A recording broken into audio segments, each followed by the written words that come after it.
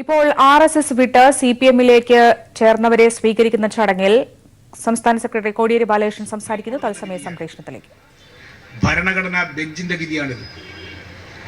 ആ ഭരണഘടനാ ബെഞ്ചിന്റെ വിധി പുറത്തു വന്നപ്പോൾ ഇവിടെ ആരെങ്കിലും അതിനെ എതിർത്തോ? കോൺഗ്രസ് ഹൈക്കമാൻഡ് പറഞ്ഞു ഇത് ചരിത്ര പ്രാധാന്യമുള്ള വിധിയാണെന്ന്. കോൺഗ്രസ് എതിർത്തില്ല.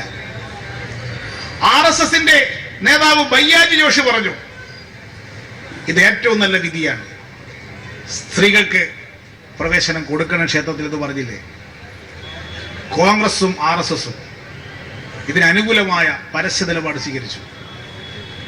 സുപ്രീം കോടതി വിധിക്ക് അനുകൂലമായി 12 കൊല്ലമായി സുപ്രീം കോടതിയിൽ ഈ കേസിൽ നടന്നു വരുന്ന സന്ദർഭത്തിൽ എപ്പോഴെങ്കിലും കോടതിയിൽ പോയി ഈ കേസിൽ കക്ഷി ചേർന്ന് സ്ത്രീകൾക്ക് പ്രവേശനം കൊടുക്കാൻ പാടില്ല എന്ന് കോൺഗ്രസ് പറഞ്ഞിട്ടുണ്ടോ? ബിജെപി സുപ്രീം കോടതിയിൽ പറഞ്ഞിട്ടുണ്ടോ? ബിജെപി അധികാരത്തിൽ വന്നതിന് ശേഷമല്ലേ സുപ്രീം കോടതിയിൽ ഈ കേസിൽ തീരുമാനം ഉണ്ടായിരിക്കുന്നത്? സുപ്രീം കോടതിയിൽ ഹാജരായ കേന്ദ്ര ഗവൺമെന്റ് അഭിഭാഷകൻ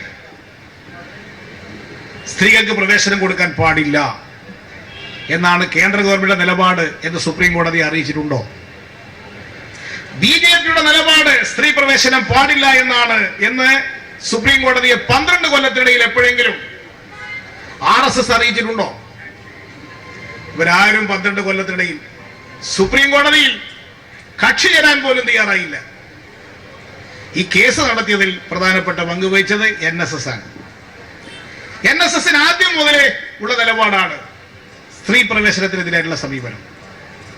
ബാക്കി ഒരു കക്ഷിയും ഇതിന് ഒരു ഘട്ടത്തിലും എതിർത്തിരുന്നില്ല എന്നതല്ലേ വസ്തുത. എന്നാൽ സുപ്രീം കോടതി വിധി വന്നപ്പോൾ ഇവിടെ കുറച്ച് സ്ത്രീകളെ രംഗത്തിറക്കി നാമജപ ഘോഷയാത്ര പുറപ്പെട്ടു. കേരളത്തിലൊരു സമുദായ സംഘടന അതിന് നേതൃത്വം കൊടുത്തു. അപ്പോൾ ഈ സമുദായ സംഘടനയെ കൂടെ നിർത്താൻ ഇതൊരു അവസരമാണ് എന്ന് ആർഎസ്എസ് കണ്ടു. ഉടനെ ആർഎസ്എസിന്റെ നിലപാട് മാറി. ഈ വിധി ആർഎസ്എസിന്റെ നിലപാടാണെന്ന് പരസ്യമായി പറഞ്ഞ ആളാണ് കേരളത്തിലെ ആർഎസ്എസിന്റെ തലവൻ ഗോപാലൻകുട്ടി മാസ്റ്റർ. ആ നിലപാടെടുത്ത ആർഎസ്എസ് ഒരു സമുദായ സംഘടന സ്ത്രീകളെ രംഗത്തിറക്കി എന്ന് കണ്ടപ്പോൾ ആ സംഘടനയെ കൂടെ നിർത്താൻ ഒരു അവസരമാണ് എന്ന് കണ്ട് ഈ സമരത്തിന്റെ കൂടെ കൂടി. അപ്പോൾ കോൺഗ്രസും വിചാരിച്ചു ഇതൊരു അവസരമാണ്. ആർഎസ്എസിന്റെ നിലപാട് മാറിയപ്പോൾ കേരളത്തിൽ കോൺഗ്രസിന്റെ നിലപാട് മാറി. കേരളത്തിലെ കോൺഗ്രസ് സ്വീകരിക്കുന്ന സമീപനം മൃദു ആർഎസ്എസ് സമീപനമാണ് എന്നതിന് ഏറ്റവും വലിയ തെളിവല്ലേ ഇത്. അതിനു മുമ്പ് രമേശ് ചെന്നിത്തല അദ്ദേഹം പറഞ്ഞല്ലോ ഇത് നടപ്പാക്കേണ്ട വിധിയാണ് എന്ന്. ഉമ്മൻചാണ്ടി അദ്ദേഹവും പറഞ്ഞു ഇത് എല്ലാവർക്കും ബാധകമായ വിധിയാണ് എന്ന്. അങ്ങനെ പറഞ്ഞ കോൺഗ്രസ് എന്തുകൊണ്ട് പിന്നീട് നിലപാട് മാറി? ആർഎസ്എസ് എതിരായി, അപ്പൊ കോൺഗ്രസും എതിരായി. ഇതിന്റെ ഭാഗമായി ആർഎസ്എസും കോൺഗ്രസും ചേർന്ന ഒരു അവിശുദ്ധ സഖ്യം രൂപപ്പെടുത്തിയെടുക്കാനുള്ള അവസരമാണെന്ന് അവർ തിരിച്ചറിഞ്ഞു.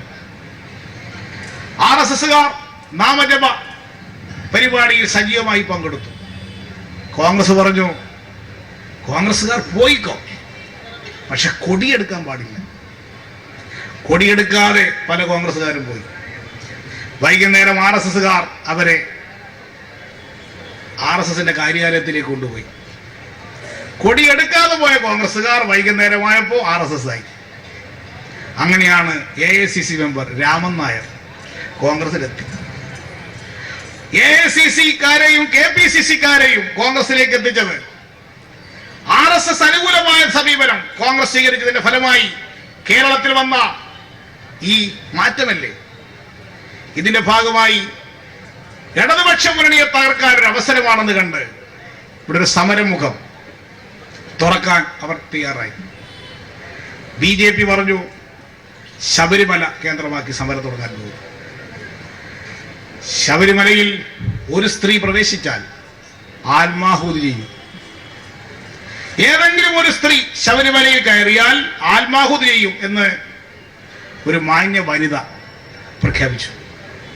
പക്ഷെ ശബരിമലയിൽ ഒരു സ്ത്രീയല്ല, പല സ്ത്രീകളും കയറി.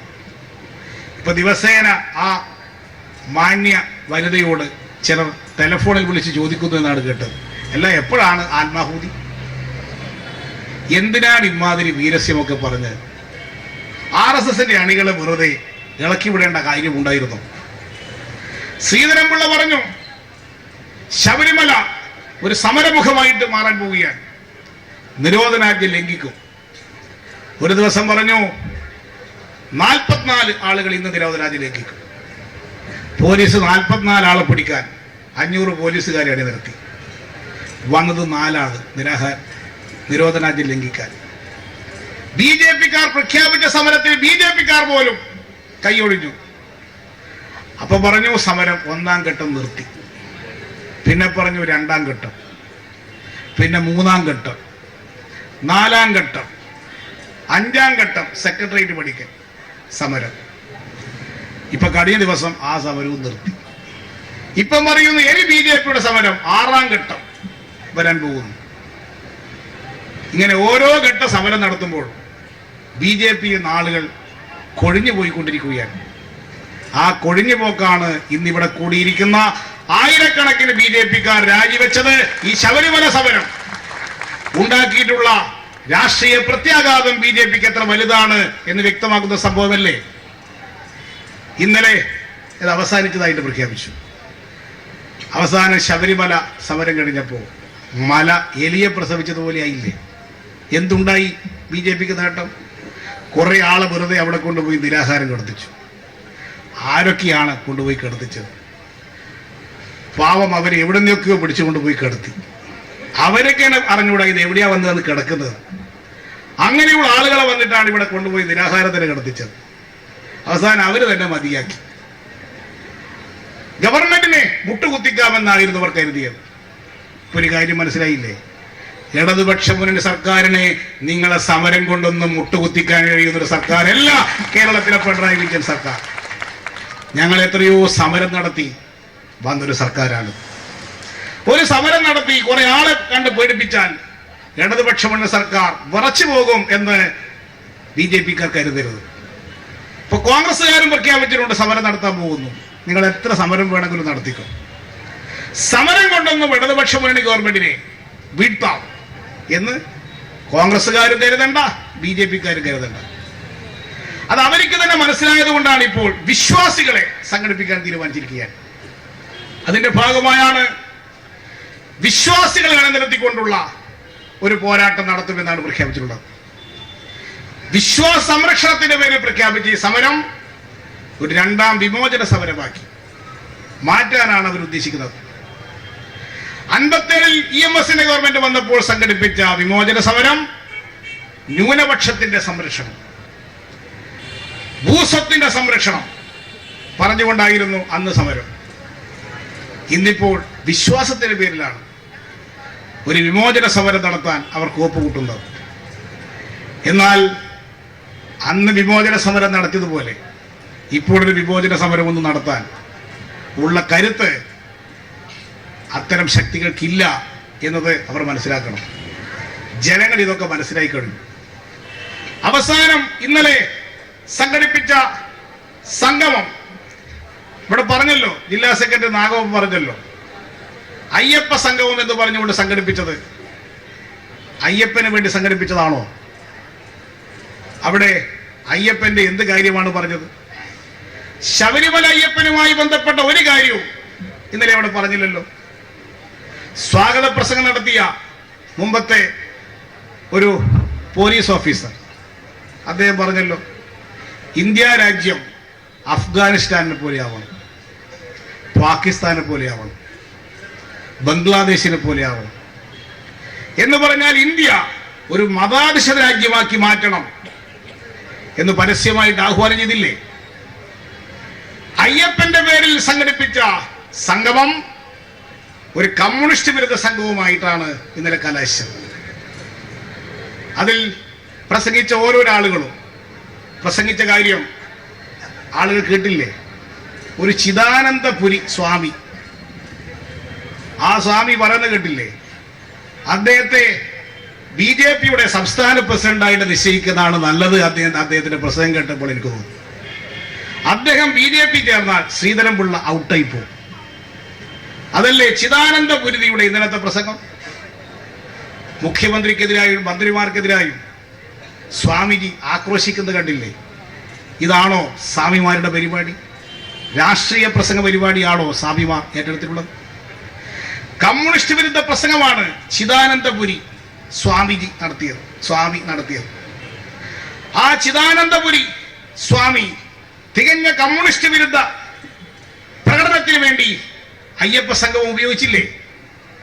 ഇതാണ് അവരുദ്ദേശിക്കുന്ന അയ്യപ്പന്റെ പേരിൽ കേരളത്തിൽ രാഷ്ട്രീയ ചേരിതിരിവുണ്ടാക്കാൻ വേണ്ടിയാണ് ഇറങ്ങിപ്പുറപ്പെട്ടത് എന്ന് ഇന്നലത്തെ പരിപാടിയോടുകൂടി വ്യക്തമായില്ലേ?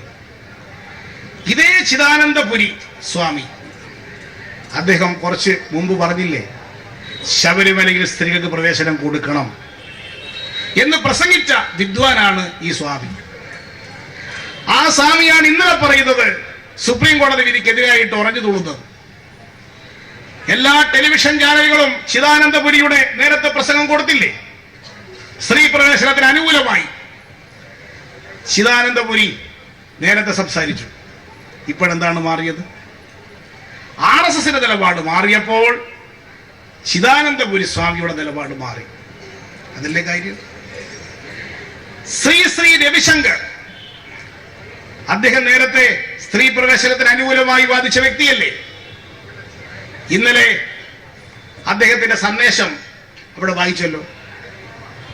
നേരത്തെ അനുകൂലമായ നിലപാട് സ്വീകരിച്ച ശ്രീ രവിശങ്കർ ഇന്ന് നിലപാട് സ്വീകരിക്കുന്നത് എന്തുകൊണ്ടാണ്? RSSന്റെ നിലപാട് മാറി. അപ്പോൾ ഇവരുടെ നിലപാട് മാറുന്നു. നമ്മുടെ സമൂഹം ആദരിക്കുന്ന ഒരു മഹത് വ്യക്തിയാണ് മാതാ അമൃതാനന്ദമയി. അമൃതാനന്ദമയ്യെ ഇന്നലത്തെ പരിപാടിയിൽ പങ്കെടുപ്പിച്ചു എന്നതാണ് ഒരു പ്രത്യേകത. ബാക്കി സ്വാമിമാരൊക്കെ അവരുടെ പരിപാടിയിൽ പങ്കെടുക്കുന്ന സ്വാമിമാർ തന്നെയാണ്. ചിലർ വേണ്ടത്ര അറിയാതെയും പങ്കെടുത്തിട്ടുണ്ടോ എന്നറിയില്ല. അങ്ങനെ പങ്കെടുത്ത കൂട്ടത്തിൽ മാതാ അമൃതാനന്ദമയി പങ്കെടുത്തു എന്നുള്ളത് അത് ശ്രദ്ധിക്കപ്പെട്ട ഒരു പരിപാടിയാക്കി മാറ്റാനായിരുന്നു. മാതാ അമൃതാനന്ദമയി ഇന്നലെ അവിടെ സംസാരിച്ച കൂട്ടത്തിൽ വേറെ രാഷ്ട്രീയ കാര്യങ്ങളൊന്നും പറഞ്ഞിട്ടില്ല. അത്രയും ശരി. പക്ഷെ എന്തിനാ പരിപാടിയിൽ പോയി? ആ പരിപാടിയിൽ മാതാ അമൃതാനന്ദമയ്യെ പോലുള്ള ഒരു മഹത് വ്യക്തി പങ്കെടുക്കുമ്പോൾ അതൊരു തെറ്റായ സന്ദേശം സമൂഹത്തിന് കൊടുക്കില്ലേ? അതുകൊണ്ട് ഇത്തരത്തിലുള്ള മഹത് വ്യക്തികൾ ഒരു നിലപാട് സ്വീകരിച്ചാൽ, നമ്മളതിനെ എതിർക്കാതിരുന്നാൽ എന്ത് ധരിക്കും? മാതാ അമൃതാനന്ദമയി എടുത്ത നിലപാടാണ് ശരി എന്ന് ചില ആളുകൾ തെറ്റിദ്ധരിക്കും. അതുകൊണ്ട് അത്തരം നിലപാടുകൾ, രാഷ്ട്രീയ നിലപാടുകൾ സ്വീകരിക്കുമ്പോൾ, ഒരു മഠം സ്വീകരിക്കുമ്പോൾ ആ നിലപാടുകളെ തുറന്നു കാണിക്കണം. പ്രത്യേകിച്ച് അമൃതാനന്ദമയ്യെ പോലുള്ള ഒരു മഹത് വ്യക്തി ഈ പരിപാടിക്ക് പിന്തുണ കൊടുക്കാൻ പാടില്ലായിരുന്നു. ശബരിമലയിലെ സ്ത്രീ പ്രവേശനത്തിന് അനുകൂലമായി 11 വർഷം മുമ്പ് മാതാ അമൃതാനന്ദമയി പ്രസംഗിച്ചിട്ടുണ്ട്. 11 വർഷം മുമ്പ് മാതാ അമൃതാനന്ദമയി സ്ത്രീ പ്രവേശനത്തിന് അനുകൂലമായി നടത്തിയ പ്രസംഗം അന്ന് മലയാള മനോരമ പത്രം വലിയ പ്രാധാന്യത്തോടു കൂടി റിപ്പോർട്ട് ചെയ്തിട്ടുണ്ട്. ഇന്ന് ദേശാഭിമാനി പത്രം അന്നത്തെ ആ പ്രസംഗം ഇന്ന് പുനഃപ്രസിദ്ധീകരിച്ചിട്ടുണ്ട്. 11 കൊല്ലം മുമ്പ് മാതാ അമൃതാനന്ദമയി സ്ത്രീ പ്രവേശനത്തിന് അനുകൂലമായി നടത്തിയ വാദഗതികൾ ഇപ്പോൾ എന്തുകൊണ്ട് മാറ്റുന്നു? ശബരിമലയിലെ സ്ത്രീ പ്രവേശനത്തെ അന്ന് അനുകൂലിച്ച മാതാ അമൃതാനന്ദമയി ഇപ്പോൾ മറ്റൊരു നിലപാടുമായി ഈ സമരത്തിന് പിന്തുണ പ്രഖ്യാപിക്കുന്നത് RSS നിലപാട് മാറ്റിയതുകൊണ്ടാണോ എന്ന് സമൂഹം ചിന്തിക്കില്ലേ? അത്തരമൊരു നിലപാട് മാതാ അമൃതാനന്ദമയി സ്വീകരിക്കാൻ പാടുണ്ടായിരുന്നോ? അമൃതാനന്ദമയി മഠം രാഷ്ട്രീയ അതീതമായി പ്രവർത്തിക്കേണ്ടുന്ന ഒരു സ്ഥാപനമല്ലേ? അമൃതാനന്ദമയി മഠവുമായി ബന്ധപ്പെട്ട് ധാരാളം രാഷ്ട്രീയ പാർട്ടികളിൽപ്പെട്ടവർ, രാഷ്ട്രീയമില്ലാത്തവർ പ്രവർത്തിക്കുന്നില്ലേ? ആ ഭക്തജനങ്ങൾക്ക് പോലും സ്വീകാര്യമായ നിലപാടാണോ RSSന്റെ പരിപാടിയിൽ, കർമ്മസമിതിയുടെ പരിപാടിയിൽ പങ്കെടുത്ത ഈ സമീപനം എന്ന് അവര് തന്നെ ആലോചിക്കണം. ശബരിമലയിൽ സ്ത്രീകൾക്ക് പ്രവേശനം കൊടുക്കാൻ പാടില്ല. 10 വയസ്സിനും 50 വയസ്സിനും ഇടയിൽ പ്രായമുള്ള സ്ത്രീകൾ പ്രവേശിക്കാനേ പാടില്ല എന്ന് പറയേണ്ട കാരണം, ശബരിമല അയ്യപ്പൻ നൈഷ്ഠിക ബ്രഹ്മചാരിയാണ്. അതുകൊണ്ട് സ്ത്രീകൾ അങ്ങോട്ട് പോയാൽ ബ്രഹ്മചര്യം നഷ്ടപ്പെട്ടു പോകും എന്ന് പറഞ്ഞുകൊണ്ടാണല്ലോ ശബരിമലയിലേക്ക് സ്ത്രീകളെ പ്രവേശിപ്പിക്കാത്തത്. മാതാ അമൃതാനന്ദമയി ഒരു നൈഷ്ഠിക ബ്രഹ്മചാരിണിയല്ലേ? മാതാ അമൃതാനന്ദമയിയുടെ അടുത്ത് എല്ലാ പ്രായപരിധിയിൽപ്പെട്ട സ്ത്രീകളും പുരുഷന്മാരും സന്ദർശിക്കാറില്ലേ? എന്നിട്ട് ബ്രഹ്മചര്യത്തിന് വല്ല അപകടവും സംഭവിച്ചോ? അപ്പൊ അങ്ങനെയുള്ള മാതാ അമൃതാനന്ദമയ്യെ പോലുള്ളൊരു വ്യക്തി, മഹത് വ്യക്തി, ഈ ശബരിമലയുമായി ബന്ധപ്പെട്ട ഈ പ്രശ്നത്തിൽ പിന്തുണ കൊടുക്കുമ്പോൾ ഇത് ശരിയായ സമീപനമാണോ എന്നവർ ആലോചിക്കട്ടെ. ഞങ്ങളെ സംബന്ധിച്ചിടത്തോളം ഇത്തരം മഠങ്ങൾക്കൊന്നും എതിരായി നിലപാട് സ്വീകരിക്കുന്ന കൂട്ടരല്ല. പക്ഷെ മഠം രാഷ്ട്രീയത്തിൽ ഇടപെടാൻ പാടില്ല. RSSന്റെ ഒരു രാഷ്ട്രീയ പരിപാടിയാണ് ഇന്നലെ നടന്ന പരിപാടി. RSS സ്പോൺസർ ചെയ്ത പരിപാടിയാണത്. നേതൃതലത്തിൽ വേദിയിൽ RSSന്റെ നേതാക്കന്മാരായിരുന്നു. പുറത്തെ സ്റ്റേജിൽ പുറത്ത് BJPയുടെ സംസ്ഥാന നേതാക്കന്മാർ മുഴുവൻ അവിടെ ഹാജരായിരുന്നു. ഇങ്ങനെയാണ് RSS ഒരു പരിപാടി സംഘടിപ്പിക്കുക. അത്തരമൊരു പരിപാടിയിൽ RSSന്റെ സംഘടിപ്പിച്ച കർമ്മസമിതി പരിപാടിയിൽ ഇതുപോലുള്ള സന്യാസിമാരും മഠാധിപതികളും പങ്കെടുക്കുന്നത് കേരളവും നാളെ ഒരു ഗുജറാത്താക്കി മാറ്റാൻ ഉള്ള നീക്കത്തിന്റെ ഭാഗമാണ്. മറ്റു പല സംസ്ഥാനങ്ങളിലും ഇത്തരം മഠാധിപതികളും ആത്മീയ ആചാര്യന്മാരും രാഷ്ട്രീയത്തെ നിയന്ത്രിക്കുകയാണ്. കേരളം ഇതുവരെ അത് അനുവദിച്ചു കൊടുത്തിട്ടില്ല. നമ്മുടെ സംസ്ഥാനവും ഇതിന് പാകപ്പെടുത്തിയെടുക്കാനുള്ള ആസൂത്രിതമായ നീക്കം ആരംഭിച്ചിരിക്കുകയാണ്. ഇത് നാം തുറന്നു കാട്ടുന്നില്ലെങ്കിൽ കേരളീയ സമൂഹവും നാളെ ആപൽക്കരമായ ഒരു സ്ഥിതിവിശേഷത്തെ നേരിടേണ്ടതായിട്ട് വരും. അതുകൊണ്ടാണ് എല്ലാ വിരുദ്ധ ശക്തികളെയും വിശ്വാസത്തിന്റെ പേരിൽ ഇവിടെ ഏകോപിപ്പിക്കാൻ ശ്രമിക്കുകയാണ്. കമ്മ്യൂണിസ്റ്റുകാർ ഒരാളുടെയും വിശ്വാസത്തിനെതിരല്ല. എല്ലാവരുടെയും വിശ്വാസം സംരക്ഷിക്കുക, അതാണ് കമ്മ്യൂണിസ്റ്റുകാരുടെ ചുമതല. ഇവിടെ ഇപ്പോൾ ഒരു പ്രചരണം അവർ അഴിച്ചുവിട്ടിരിക്കുകയാണ്. ശബരിമലയെ തകർക്കലാണ് കമ്മ്യൂണിസ്റ്റുകാരുടെ ലക്ഷ്യം. ശബരിമലയെ തകർക്കലാണോ കമ്മ്യൂണിസ്റ്റുകാർ ചെയ്യുന്നത്? ശബരിമലയുടെ പുരോഗതി ഉറപ്പുവരുത്താനാണ് ഇടതുപക്ഷം ഭരിച്ച കാലത്ത് എപ്പോഴും ശ്രമിച്ചത്. ശബരിമല കാട്ടിൽ നിൽക്കുന്ന ശബരിമലയിൽ ഒരു റോഡ് ഉണ്ടായിരുന്നില്ല. ശബരിമലയിലേക്ക് ഒരു റോഡ് ആദ്യമായി ഉണ്ടാക്കിയത് കമ്മ്യൂണിസ്റ്റുകാരനായ സഖാവ് PK ചന്ദ്രാനന്ദൻ ദേവസ്വം ബോർഡ് മെമ്പറായിരുന്ന കാലത്തായിരുന്നു എന്ന് ശബരിമലയുടെ ചരിത്രമല്ലേ. ഇന്നിപ്പോൾ അവിടെ പോയാൽ നിങ്ങൾക്ക് കാണാം, അവിടുത്തെ റോഡിന് കൊടുത്ത പേര് ചന്ദ്രാനന്ദൻ റോഡ് എന്നാണ് പേര് കൊടുത്തിരിക്കുന്നത്. അത് കമ്മ്യൂണിസ്റ്റ് നേതാവായ PK ചന്ദ്രാനന്ദൻ മുൻകൈ എടുത്ത് നിർമ്മിച്ച റോഡാണ്. ക്ഷേത്രം തകർക്കാനാണോ കമ്മ്യൂണിസ്റ്റുകാർ ശ്രമിച്ചത്? ശബരിമലയുടെ പുരോഗതിക്ക് വേണ്ടി ധാരാളം പശ്ചാത്തല സൗകര്യങ്ങൾ ഒരുക്കി കൊടുത്തത് LDF അധികാരത്തിലുണ്ടായിരുന്ന കാലത്താണ്. ശബരിമല വികസന പദ്ധതിയാണ് LDF മുന്നോട്ട് വെച്ചത്. തത്സമയ സംപ്രേഷണം തുടരുന്നു. ഈ പ്രചരണം അവസാനിപ്പിക്കാൻ പോകുന്നില്ല. ഈ പ്രചരണം ഇനിയും തുടരും. ക്ഷേത്രങ്ങളാണ് RSS ഇപ്പോൾ കൈക്കലാക്കാൻ ശ്രമിക്കുന്നത്. ക്ഷേത്രങ്ങൾ കേന്ദ്രീകരിച്ചുകൊണ്ട് ഈ പ്രചാരവേല നടത്താനാണ് അവർ ഉദ്ദേശിക്കുന്നത്. അതുകൊണ്ട് ക്ഷേത്ര വിശ്വാസികളായ ജനങ്ങൾ വളരെ കരുതലുണ്ടാവണം. ഒരു ക്ഷേത്രവും RSSന്റെ പ്രചരണത്തിന് വേണ്ടി വിട്ടുകൊടുക്കാൻ പാടില്ല. RSSന്റെ പ്രചരണം നടത്തുന്ന സ്ഥലമല്ല ക്ഷേത്രങ്ങൾ. പല ക്ഷേത്രങ്ങളിലും സംഘടിപ്പിക്കുന്ന പരിപാടികളിൽ ഗവൺമെന്റ് വിരുദ്ധ പ്രസംഗം നടത്തുന്നു, കമ്മ്യൂണിസ്റ്റ് വിരുദ്ധ പ്രസംഗം നടത്തുന്നു. ആരാധനാലയങ്ങൾ രാഷ്ട്രീയ പ്രവർത്തനത്തിന്റെ വേദിയാക്കി മാറ്റരുത്. ആരാധനാലയം രാഷ്ട്രീയ പ്രവർത്തനത്തിന്റെ വേദിയാക്കി മാറ്റിയാൽ അത് തീവ്രവാദികൾ കൈയടക്കും. അതാണ് ഖാലിസ്ഥാൻവാദികൾ. സുവർണക്ഷേത്രം കൈയടക്കിക്കൊണ്ടാണ് ഖാലിസ്ഥാൻ രാഷ്ട്രത്തിന് വേണ്ടിയുള്ള വാദം നടത്തുകയും ഭീകരവാദത്തിലേക്ക് ചെന്നെത്തുകയും ചെയ്തത്. എല്ലാ ഭീകരവാദികളും അവരുടെ താവളമാക്കാൻ ശ്രമിക്കുന്നത് ആരാധനാലയങ്ങളാണ്. കേരളത്തിലെ RSSകാർ അവരുടെ ഭീകരവാദ പ്രവർത്തനത്തിന് താവളമാക്കാൻ ശ്രമിക്കുന്നത് ക്ഷേത്രങ്ങളാണ്. ഇത് കണക്കിലെടുത്ത് ക്ഷേത്രങ്ങൾ ഇത്തരം ഭീകരവാദികളിൽ നിന്ന് രക്ഷിക്കാൻ വിശ്വാസികൾ രംഗത്ത് വരണം. ഇത്തരം കള്ളപ്രചാരകരുടെ വേദിയായി ക്ഷേത്രങ്ങൾ ഉപയോഗിക്കുന്നതിനെതിരെ വിശ്വാസികൾ ജാഗ്രത പാലിക്കണം. അവർ ഇനിയും ഇത്തരം കള്ളപ്രചാരകകൾ ചെയ്യും, വിശ്വാസത്തിന്റെ പേര് പറഞ്ഞുകൊണ്ട്. ശബരിമലയുടെ പ്രശ്നം അത് സുപ്രീം കോടതിയുടെ തീരുമാനമാണ്. ഇത് സുപ്രീം കോടതി മറിച്ചൊരു തീരുമാനമാണ് പറയുന്നതെങ്കിൽ ആ തീരുമാനം കേരള ഗവൺമെന്റ് നടപ്പാക്കും. കേസ് ഇപ്പോൾ കേൾക്കാൻ വേണ്ടി കോടതി മാറ്റിവെച്ചിരിക്കുകയാണ്. കോടതി തീരുമാനം വരുന്നത് വരെ എങ്കിലും കാത്തിരിക്കാനുള്ള ക്ഷമ ഇവർ കാണിക്കണ്ടേ? ഞങ്ങൾ കോടതിയിൽ വിശ്വാസമില്ല, ഭരണഘടനയിൽ വിശ്വാസമില്ല എന്ന് പ്രഖ്യാപിച്ചുകൊണ്ട് കേരളത്തിൽ അരാജകത്വം ഉണ്ടാക്കാൻ ശ്രമിക്കുന്നവർ അനാവശ്യമായ വിവാദങ്ങൾ ഉണ്ടാക്കുകയാണ് ചെയ്യുന്നത്.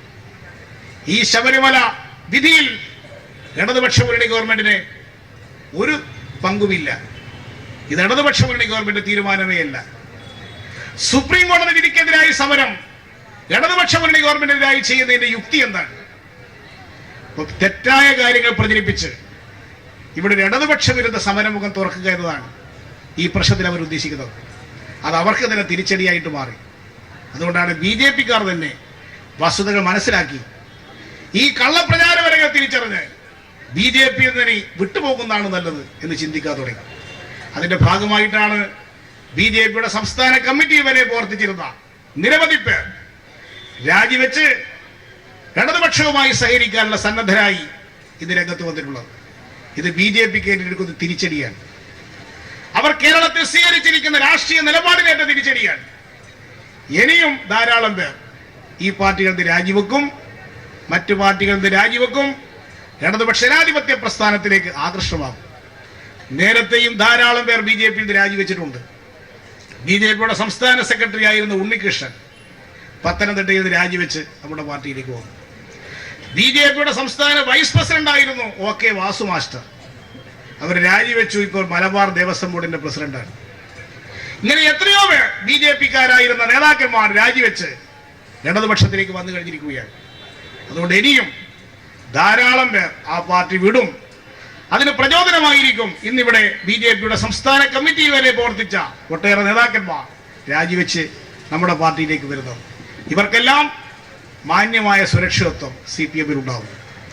ഇവർക്കെല്ലാം ആവശ്യമായ പരിഗണന പാർട്ടി കൊടുക്കും. അങ്ങനെ വിട്ടുവരാൻ തരുന്നവർക്കെല്ലാം സുരക്ഷിതത്വം ഈ പാർട്ടിയിൽ ഉണ്ടാകും. അർഹമായ പരിഗണന CPM അവർക്കെല്ലാം കൊടുക്കും. അതുകൊണ്ട് ധൈര്യപൂർവ്വം പാർട്ടിക്ക് വേണ്ടി പ്രവർത്തിക്കുക, ജനങ്ങൾക്ക് വേണ്ടി പ്രവർത്തിക്കുക, ഒന്നിച്ച് പ്രവർത്തിക്കുക. ഒരു മാറ്റം നമുക്കുണ്ടാക്കാം. അതിനുവേണ്ടി നിങ്ങൾ ഓരോരുത്തരും സജീവമായി പ്രവർത്തിക്കാൻ സാധിക്കട്ടെ എന്ന് സൂചിപ്പിച്ചുകൊണ്ട് ഓരോരുത്തരെയും പ്രത്യേകം പ്രത്യേകം പാർട്ടിയിലേക്ക് സ്വാഗതം ചെയ്തുകൊണ്ട് ഞാൻ എൻ്റെ വാക്ക് നിർത്തുന്നു. അഭിവാദ്യങ്ങൾ. RSS വിട്ട് CPM-ലേക്ക് വന്നവരെ സ്വീകരിക്കുന്ന ചടങ്ങിൽ സംസ്ഥാന സെക്രട്ടറി കോടിയേരി ബാലകൃഷ്ണൻ സംസാരിക്കുന്നതിന്റെ തത്സമയ സംപ്രേഷണമാണ് ഇതുവരെ കണ്ടത്.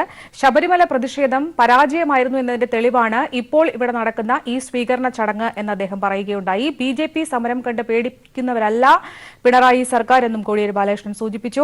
RSS സ്പോൺസർ ചെയ്ത പരിപാടിയിൽ അമൃതാനന്ദമയ്യെ പോലുള്ളവർ പങ്കെടുത്തതും മഠം രാഷ്ട്രീയത്തിന് വഴങ്ങരുത് എന്നും കോടിയേരി ബാലകൃഷ്ണൻ സൂചിപ്പിക്കുകയുണ്ടായി. ഇത്തരത്തിലുള്ള നടപടികൾ കേരളത്തെ നാളെ ഒരു ഗുജറാത്താക്കി മാറ്റാനുള്ള സാധ്യതയും കാണുന്നുവെന്നും അതുകൊണ്ട് തന്നെ ഇതിൽ നിന്നെല്ലാം മുക്തി നേടണമെന്നും കമ്മ്യൂണിസ്റ്റ് വിശ്വാസത്തിന് എതിരല്ല എന്നും കോടിയേരി ബാലകൃഷ്ണൻ തന്റെ പ്രസംഗത്തിൽ സൂചിപ്പിച്ചു. മിൽമയുടെ പുതിയ ചെയർമാനായി PA ബാലൻ മാസ്റ്ററെ തെരഞ്ഞെടുത്തു. ഇന്ന് ചേർന്ന മിൽമ സംസ്ഥാന ഡയറക്ടർ ബോർഡ് യോഗമാണ് തെരഞ്ഞെടുത്തത്. തൃശൂർ ജില്ലയിലെ അവിനിശ്ശേരി ക്ഷീര സംഘം പ്രസിഡന്റാണ് ബാലൻ മാസ്റ്റർ.